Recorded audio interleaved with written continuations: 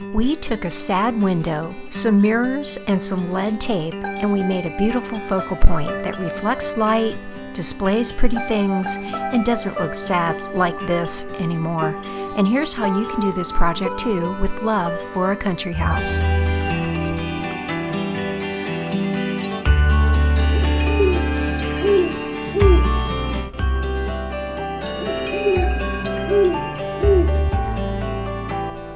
Our window was small, but we knew it had potential to look pretty, so we added the green paint, and then we made a lead glass effect with Pebeo Vitrail Lead Tape. And we'll link to that tutorial at the end of this video. These are the mirrors we found to go above the window, and we painted them green to match, and then we made more lead glass effects using the Pebeo tape with a very simple pattern of diamonds and lines. What do you think, Jessie? I'll tell you what we think. You don't have to have an old-fashioned window or put a mirror above it as we did.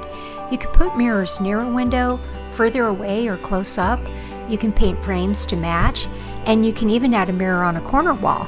Making sure the mirrors are similar in size and style to the window is the key. And if you can work an arch into your plans, so much the better. There are lots of different anchors you can buy to hang a mirror, even a heavy mirror. We used a plastic anchor, the type that usually goes into a hollow wall, and we happened to find a crack in our stone wall at a perfect spot, and we cemented the anchor into place with a steel hook, and we used Quickcrete vinyl patch. The patch isn't pretty, so we put a little chalk paint on it to make it match the stone wall. The shelves we put on the window frame weren't just for holding decorations. We planned that the weight of the mirror above would be transferred toward the wall with the brackets. Then came time to decorate the mirror. First came the paint, then came the patterns, and we explained more about making patterns in part 1, Easy Leaded Glass, with metal tape. The main thing about patterns is to make them fit, keep them simple. We cut our patterns into pieces like a puzzle, and then we moved or we folded the pieces so that we could put the pieces of lead tape onto the mirror. If you find the smaller pieces hard to handle, what we did was put the blade of a craft knife on the sticky part of the tape, and then we maneuvered the tape into position. That was a lot easier. Then we burnished the tape with the tool provided. We used a soft paintbrush and a dry washcloth to clean the mirror as we went along. And really, you shouldn't worry about perfection because we fumbled with the tape at first, but as we went along, we found it so easy.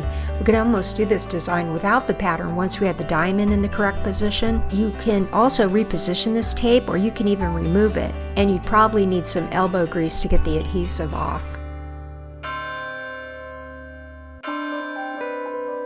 We finally had all the lead tape in place, and the next step was to move the hardware on the back of the mirror so that it would sit a few inches below the hook on the wall, and that way gravity will help hold the mirror in place. We tried wire to hang the mirror, but eventually we decided to use cotton rope because that made it easier to adjust the position of the mirror against the stone wall.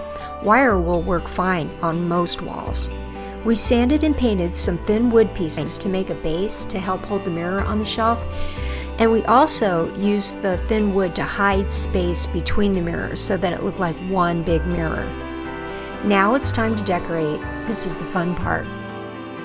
We used our autumn clematis and lots of thrift shop finds, and the whole window, I'd say it's about 30 by 60 inches. The mirrors cost about $100 on build.com. The window glass used about 30 feet of lead tape, and the mirror used about 35 feet of lead tape. Oh, and speaking of the tape, we're giving away a free roll of the tape, a $30 value, on our YouTube channel. Check out the video on how to make easy leaded glass with metal tape for all the information on how to enter. And please turn that like thumb blue if you like this project, and check out our website, SteffiMcCarthy.com, for art, furnishings, and printables with love for a country house. Good luck, and see you later.